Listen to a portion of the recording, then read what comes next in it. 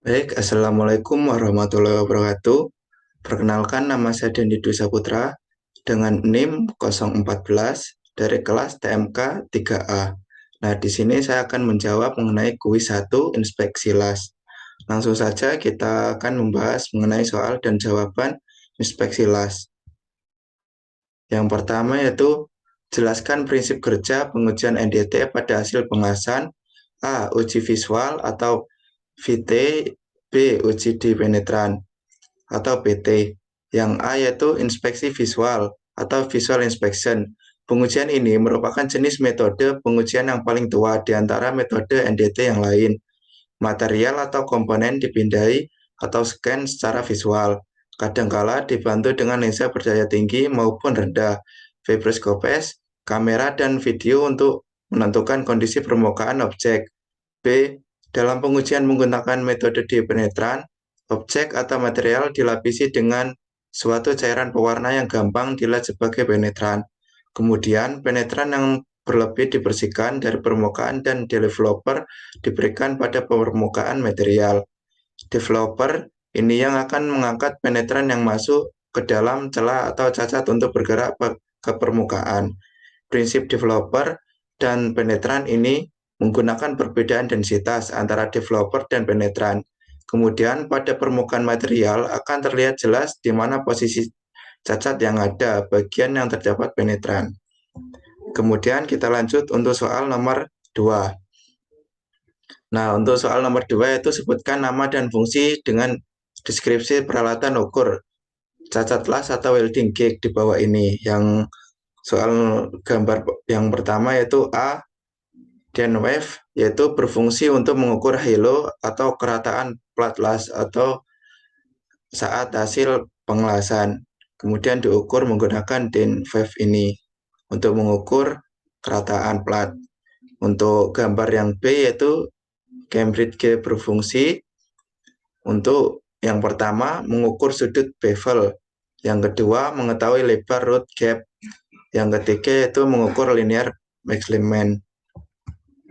Kemudian kita lanjut untuk soal nomor 3. Jelaskan acceptance kriteria visual test untuk cacat undercut dari segi dimensi dalam dan panjang. Jadi, nilai minimal yang bisa diterima adalah 2 mm, yaitu 2 mm untuk panjang dan 2 mm untuk kedalaman. Kemudian lanjut untuk soal nomor 4. Nah, di sini terdapat gambar cacat las, yaitu sebutkan cacat las yang digambarkan di bawah ini. Nah, untuk cacat las yang nomor pertama yaitu nomor 1, yaitu bantrok atau BT. Yang kedua yaitu hot crack. Yang ketiga crack. Yang nomor keempat yaitu cold crack. Nomor kelima yaitu cold cracking. Keenam undercut root. Yang ketujuh yaitu concavity dan suckback. Yang kedelapan yaitu hot crack. Yang nomor 9 yaitu cold crack. Nomor 10 underfill. Nomor 11 air strike. Nomor 12 yaitu undercut.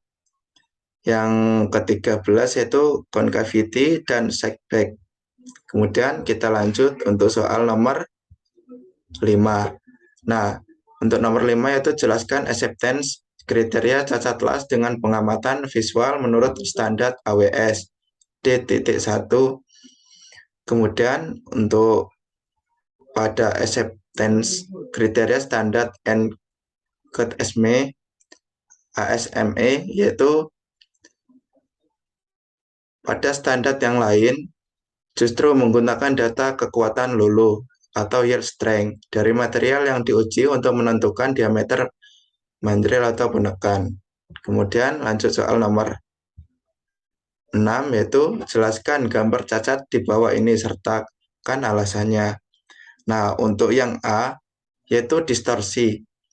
Yaitu cacat las distorsi disebut juga dengan angular misalignment, di mana material mengalami bengkok akibat panas yang berlebih. Buruknya persiapan awal pada saat fading menjadi penyebab utamanya. Untuk yang B yaitu lack of function, dan incomplete effusion. Kedua cacat las ini memiliki penyebab yang sama, yaitu penggunaan ampere yang rendah yang mengakibatkan logam pengisi tidak fungsi secara sempurna terhadap base material. Nah, mungkin itu saja yang saya bisa jelaskan. Kurang lebihnya mohon maaf. Assalamualaikum warahmatullahi wabarakatuh.